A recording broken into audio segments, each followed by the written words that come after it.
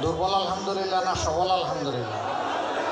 আলহামদুলিল্লাহ। আলহামদুলিল্লাহ রব্বিল আলামিন ওয়াসসালাতু ওয়াসসালামু আলা রাসূলিহিল কারীম ওয়া আলা আলিহি ওয়া সাহবিহি ওয়া আহলি বাইতি আজমাইন। ঢাকা 17 আসনে আসন্ন নির্বাচনে 11 দল সমর্থিত জামাত ইসলামী মনোনীত প্রার্থী বিশিষ্ট চিকিৎসক সমাজসেবক জনাব ডাক্তার এস.এম. খালেদুজ্জামান এর পক্ষে আজকে আয়োজিত এই নির্বাচনী জনসভার সম্মানিত সভাপতি বিশিষ্ট চিকিৎসক জনাব ডাক্তার আসাদুজ্জামান কাবুল, মঞ্চে বসা 11 দলের সম্মানিত নেতৃবৃন্দ, শহীদ পরিবারের সদস্যবৃন্দ, জুলাই যুদ্ধে অংশগ্রহণকারী বীর যোদ্ধাবৃন্দ এবং ভাই ও বোনের, সাংবাদিক বন্ধুগণ, বক্তব্য আপনারা শুনছেন দীর্ঘক্ষণ ধরে।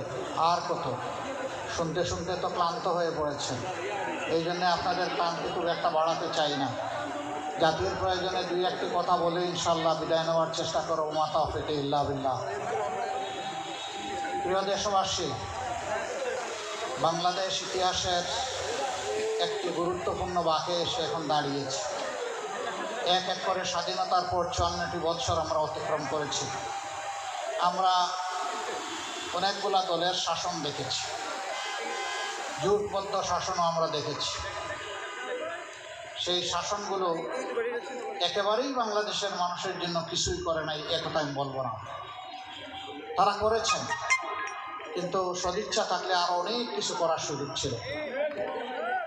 তারা করতে গিয়ে অনেকে কিছুটা জনগণকে গুরুত্ব দিয়ে করেছেন, আবার কেউ জনগণকে ভুলে গিয়ে নিজের গুরুত্ব তুলে ধরেছেন। যারা নিজেকে দেখেছেন তারা দেশের অর্থনীতিকে পঙ্গু করে দিয়েছেন, লুটপাট করেছেন, সিন্ডিকেট করেছেন, চাঁদাবাজি করেছেন, নিজে দুর্নীতি করেছেন, দুর্নীতিবাজদেরকে শরিক করেছেন।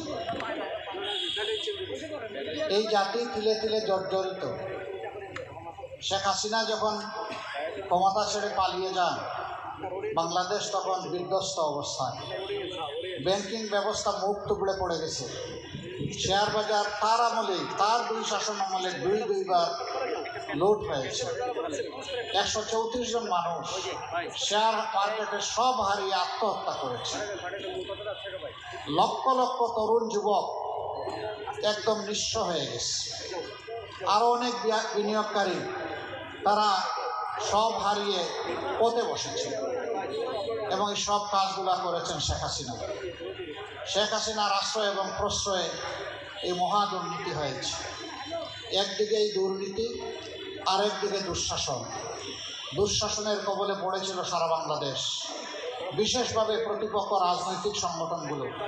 এর মাঝে আবার বিশেষভাবে জামাত ইসলামী। এই একটি দলের উপর শতাব্দীর সবচেয়ে বড় জুলুম করা হয়েছে। এক এক করে 11 জন নেতাকে খুন করা হয়েছে। তারপরে 1000 কর্মীকে খুন করা হয়েছে, 5000 কর্মীকে পঙ্গু করা হয়েছে, 700-র মতো সহকর্মীকে গুম করা হয়েছে।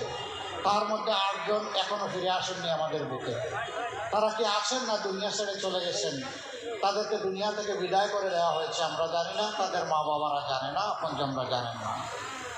শুধুই 8 জন নয়, এরকম আরও অনেক মানব সন্তান তারা তাদের আপনজনের বুকে ফিরে আসেননি।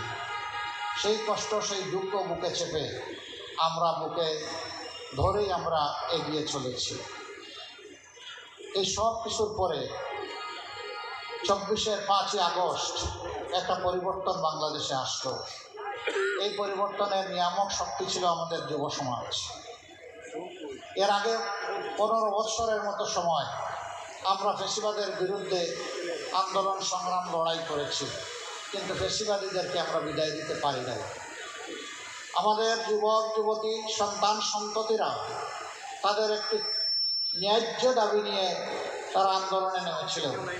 হাতুড়ি, মোগরার লাঠি দিয়ে, বন্দুক আর গুলি দিয়ে তাদের সেই আন্দোলনকে দমানোর চেষ্টা করা হলো। জুলাই 15 তারিখ ঢাকা বিশ্ববিদ্যালয়ে আমাদের কলিজার টুকরা মেয়েদের উপর আক্রমণ চালালো গুন্ডা বাহিনী। সেদিন তারা ভুলে গিয়েছিল যে তারা মানুষ না অন্য প্রাণী। এই পথ গোটা জাতিকে বিস্ফোরিত করেছিল।